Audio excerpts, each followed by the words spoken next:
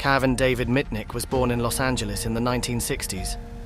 Born in California's One Nisi district on August 6, 1963, Kevin's parents divorced when he was a baby. His mother, Shally, with whom he lived, had to work long hours to support the household, and Kevin spent most of that time alone. He spent his time alone making small discoveries on the streets of Los Angeles. He was a very, very curious child, but most importantly, his interest in technology and communication tools blossomed at an early age. In his early adolescence, he began to dabble in amateur radio, listening even to police radio frequencies, trying to decipher the world around him. It was perhaps in these childhood curiosities that the foundation of the skills that would later be called social engineering was laid. So much so that when Kevin was only 12 years old, he already had the famous idea for the first hack of his life. On the city buses he took to and from school, he noticed that the drivers would punch tickets for approval. Seeing this, little Kevin immediately came up with a plan.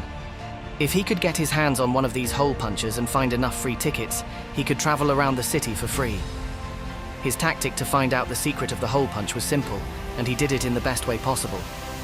Being a sweet and innocent boy, he directly asked the bus driver where he could find a hole punch for his school project. The only thing that made the driver suspicious was that he told him where the hole punch was sold, and Kevin managed to buy one there using the same trick. After observing the drivers for a while, he discovered that at the end of the day, most of them threw their empty, unused transfer tickets in the trash bin near the bus station. Then everything was ready. He took the empty tickets, filled them up, punched them, and thus had unlimited ticket rights. At the age of 12, he cheated the system and traveled all over Los Angeles for free for months until he was caught. But his battle with the system was just beginning. By the time he reached high school, he was increasingly eager to push the boundaries of technology. In high school, he continued his hobby of amateur radio while trying to demystify telephone systems. Occasionally, for fun, he would tune into the frequency of McDonald's drive-through systems and make fun of people trying to order by talking to them when the employee should be talking and taking the order. But he wasn't financially concerned. He was just having fun. In high school, he had befriended a slightly older guy who was a phone line hacker, and he learned from him some ways to make long-distance calls for free. So now, he could make long-distance calls for free, but he was going to do things that would make even his friend, who he had learned this from, jaw-dropping. He was naturally gifted in the art of fooling people, which is called social engineering. Or perhaps it should be called social engineering because of him. So much so that at the age of 17, he could convince telephone company employees of almost anything over the phone or face-to-face. He knew their jargon, internal codes and procedures by heart, and presented himself as an insider. For example, he once called the phone company's confidential numbers office, the office where, for example, celebrity numbers are kept, introduced himself as Jake Roberts, and took the number out of the other person's mouth, saying, "Our extension has changed. Have you been notified of our new number?" Then he called a mid-level manager in the same company and asked if your extension would still be on the list, as we were updating the list of authorized personnel, and got his name and extension number, with the answer, "Oh, my number is 354. Finally, using all the information he had, he put a temporary redirect on that manager's phone, so that when the Secret Numbers Bureau called the manager to confirm the information, the call would be forwarded to Kevin, and our adolescent Kevin, in his role as a manager, would either confirm or deny the call to the officer calling him. He recorded the company's on-hold music on his stereo, and took things to the next level by playing the company's own theme music on his stereo when he said, "I'll put you on hold for a minute. Hold the line." He even used this method to access the numbers of famous actors and singers who were trying to hide their numbers at the time. But all that aside, Kevin's main superpower was not his technical skill, but his understanding of human psychology, despite his young age. Of course, it wasn't just about making phone calls. It was also during this period that he became seriously acquainted with computer technologies. When he was 16 or 17 years old, a friend gave him the phone number of a computer system at the University of Southern California Informatics Center. This central computer, nicknamed the Ark, or Noah's Ark, was being used by a large technology company, Digital Equipment Corporation, for remote software development. Kevin, who had succumbed to our curiosity, gathered his courage and connected to the Ark, that is, to this remote main computer with a landline phone, and managed to copy an important operating system software of the DEC company from the system. To do this, he first called the company and posed as an employee whose information had been lost and opened a new account. He then had this new account given high-level authorization and had DEC's secret software sent to his account at the company. All he had to do was find a floppy disk and go to DEC's building and physically get his hands on the information. Again, this was back in the 1970s when he was a teenager and he was using a landline phone. And all of this was frightening for his future. And this was how a teenager, not even a minor, was able to penetrate the network of an entire corporation. Of course, his jealous friends, seeing the unbelievable things he was doing, reported him, but he was given a stern warning for not using any files or damaging any information. But that was the first time he was caught. Did he know that what he was doing could have legal consequences? I don't know. What mattered to him at that moment was that he had broken through the barriers and got into the system. Now young Kevin had the 1989 180-something years ahead of him, when he would own a computer. In the 1980s, Kevin Mitnick was slowly making a name for himself in the hacker underworld, and he wasn't trying to get rich from it, but rather to satisfy his curiosity and overcome challenges. Sometimes he would copy software belonging to a company, sometimes he would manipulate a telephone switchboard to make free calls, and sometimes he would break into a system just to push the envelope. In all these cases, his greatest weapon was not his high technical knowledge, but his mastery of deceiving people. Instead of cracking passwords, he preferred to deceive the person who knew the password. By the mid-1980s, Kevin had infiltrated the offices of the Pacific Bell Telephone Company, later known as AT&T, and attempted to steal technical documents. He took 2 friends with him and entered the archives of the company building at night. Before doing so, he had gone to the building during the daytime, introduced himself to the security guard as an employee, and even asked permission to show his friends around the building in the evening. In the evening, when no one was inside, the young men rummaged through the shelves and found a list of passwords to different centers of the telephone network. They didn't get caught that night, but the company was big and the owners were ambitious. A few days later, he realized he was being followed, but this realization did not help him. FBI agents were at his house. The first time he was arrested in this raid, Kevin Mitnick was accused of stealing technical documents belonging to Pacific Bell. His case was tried in juvenile court, and he was sentenced to a few months in a reform school. Kevin thus became one of the youngest people in the world to be convicted of a computer crime. But when he got out of reform school, he had no intention of settling down. For practice, Nora had infiltrated a highly critical US military computer network. But that was it. She managed to infiltrate and get out. She didn't get any inside information, and again, she didn't have any financial concerns. Then the first version of the internet, the ARPANET, came along. And this time she tried to infiltrate the Pentagon through the internet. It was all a game for him, and unfortunately, he had no fear. But finally, in 1988, Kevin Mitnick was officially brought to justice. A year earlier, in 1987, he had managed to hack into the networks of 2 major computer companies with a friend, and that friend had sold Kevin to the FBI. He was only 25 years old and had spent most of his youth playing hacker games. He was on trial for various computer crimes, including all the incidents he had been involved in the past. There was nothing to do, and he pleaded guilty to the charges against him. He was sentenced to a year in prison, followed by 3 years of probation, and this time he was really behind bars. When he was released from prison in 1989, he was given strict rules. He was to stay away from computer and telephone systems, and not to get involved in any telecommunications fraud. In short, he was asked to give up his old habits, but he was Kevin and not the obedient type. He tried to behave for a while and even worked as a receptionist, but he only managed to stay away from computers for about 2 years. In 1992, just before the end of his probation, Mitnick couldn't take it anymore. He had again infiltrated the systems of the Pacific Bell Telephone Company that had caught him in the past, and this time he had set his sights on the voicemail system. In his own words, he had done it out of curiosity and a desire for a challenge. However, he was now very specific, and he was caught again, both because of his procedure and the fact that his methods had already been solved. This time, however, he had no intention of surrendering and was going to make a name for himself by escaping. Kevin had disappeared. He was the first hacker to appear on the most wanted list of the FBI and other law enforcement agencies.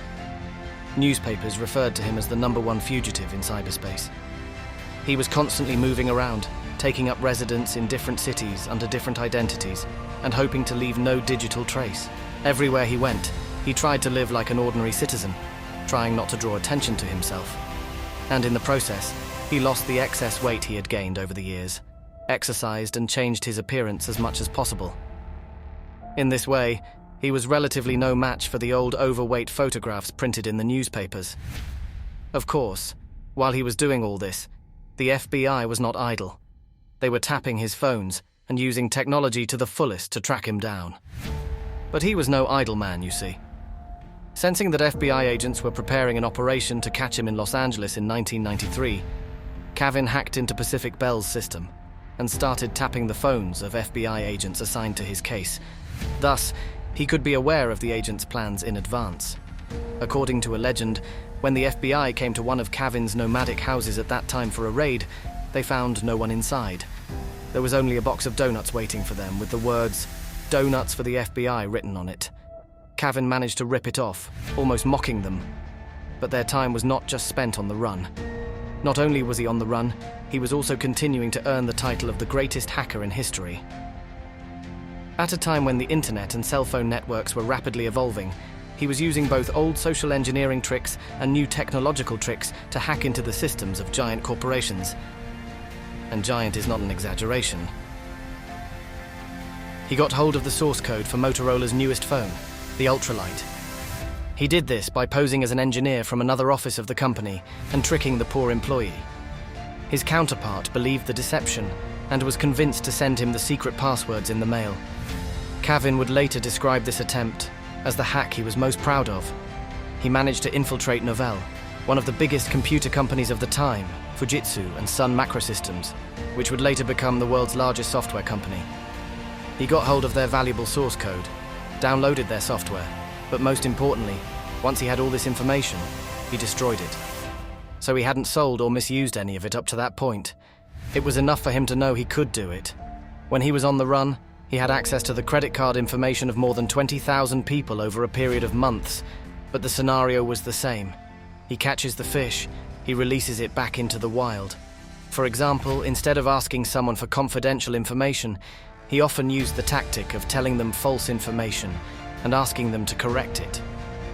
One time he called the police department and introduced himself as a traffic department officer and asked if your application code was 36-472. The police officer on the other end said, "No, our code is 62-883, i.e., he disclosed the correct code and this gave him access to his new identity. He handled all his affairs calmly and gently, but each time the circle got a little tighter. The next stop was in North Carolina, on America's East Coast. Mitnick had rented an apartment in a development called the Players Club in Raleigh under a false identity.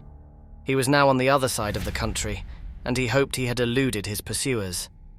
He had lived here quietly for a while, keeping a normal routine during the day so as not to attract attention. At night, of course, he sat at the computer, connecting to remote servers and practicing his skills. But this time he was more careful and cautious than usual. One of his genius ideas was to use cloned cell phones. With special devices, he would clone other people's cell phone IDs and make his calls using these fake IDs, so that even if the security services could identify the number he was calling from, it would actually belong to another person. This made it even more difficult to catch him. But even though he thought he had lost his trail, it was impossible not to leave behind some digital clues. In particular, the pseudonyms he used while surfing the internet and the files he stole could have been clues for someone who knew how to track him down. Which is exactly what Kevin did when he spotted a target that flattered his hacker pride and triggered a process that would lead to his downfall. The target was Tsutomu Shimomura, a renowned computer security expert. Shimomura was a Japanese-American scientist and a recognized expert in computer security, to the point of being a consultant to the government. So he was a self-sufficient man up until that time. But around the same time, Kevin was on the hunt for the software he needed to do more advanced hacks on cell phones, and he heard that Shimomura might have a copy of this special software that allowed him to remotely control cell phones. So both his need for the software and his boundless ambition came into play. He wanted to teach that so-called security expert a lesson. So on the night of December 25th, 1994, with the help of an Israeli hacker friend, he carried out this infiltration operation and managed to get the information from Shimomura's home computer. When he had finished, he was ecstatic. He had outsmarted the man who for years had thought he was one of the world's top security experts and crushed his ego. But he would soon learn through bitter experience that his euphoria would not last long. When Shimomura returned home from his Christmas vacation, he was horrified by what he found. His computer had been broken into, some files had been stolen, and he knew immediately that it was Kevin who had done it, both for his bravery and his skill. But about a year ago, Shimomura had realized that Kevin was trying to hack him and had taken precautions, installing a monitoring tool that kept a record of the system. This was a precaution that Kevin, unfortunately, did not take into account. Shimomura analyzed the records and found out where the files had been transferred. He then notified the FBI, and the entire team joined forces and prepared to take Kevin down. In January 1995, Shimomura and a few other specialists began to monitor Kevin's online activities in real time, thanks to the precaution he had taken in the past. They even had all of Kevin's chats with that Israeli friend. Between the way he had obtained credit card information, the way he had infiltrated major corporations, the FBI once again realized what kind of man they were dealing with. On the night between February 13th and February 14th, the FBI team, including Shimomura, raided the apartment complex where he lived. They had waited around the complex for a day and had pinpointed Kevin's apartment when his signal was strongest. The teams were inside with the sounds of the FBI open up. Inside, Kevin lay on the floor in fear. This was the sad end of the most legendary hacker in history, driven by his own ambition. As the days passed after his arrest and he entered the courtroom, Kevin's eyes fell on someone. It was Shimomura, the man with the triumphant eyes and the main role in his capture. The prosecution was trying to convince the judge that Kevin was incredibly dangerous. There were even preposterous claims that Kevin could fire nuclear missiles by whistling on the phone. He was not a murderer or a terrorist, but as the man who invented hacking in his time, no one knew what he was capable of. So everyone was incredibly wary of him.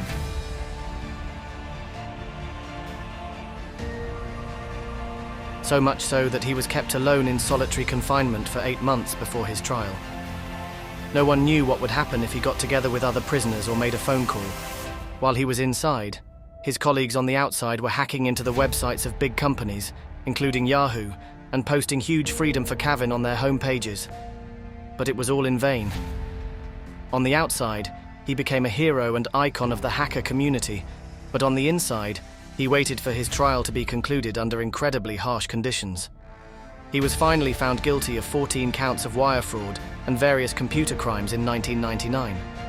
The judge sentenced him to 46 months for the latter offences, plus an extra 22 months for violating his probation, for a total of nearly 6 years in prison. But since he had already been imprisoned since 1995, he had already served most of his sentence by the time his case was heard. In fact, in February 2000, after serving his 5th year in prison, he was eligible for release on condition that he would not use almost any technological device for 3 years. In the post-release period, Kevin would try to lead a relatively quiet life. The long years of chase, imprisonment and isolation had left deep scars on him. The once cyber-rebellious teenager was now a man approaching his late 30s. In the future, the restrictions on him would be lifted, and with a computer gifted to him by Apple co-founder Steve Wozniak, and a note from him saying, "Now hack legally," he would start his own company, ironically offering security software and leak prevention services to corporations. Up until then, he had never stolen a dime from hacking. Software vulnerability is not a problem. It is solved somehow. You can't patch human stupidity, he said, emphasizing that the real problems of the companies he had hacked in the past were their employees, not their systems. He would even serve the government and collaborate with the FBI. He would even come to the fore as a writer and write books, but after being diagnosed with pancreatic cancer in 2022, he would only survive his illness for a year and a half and would die in July of 2023 at the age of 53. His wife was pregnant with their first child when he passed away. He managed to become the world's greatest hacker, but passed away before he could become a father. His adventure, which started with bus ticket punchers and extended to the networks of the world's largest companies, ended with his illness.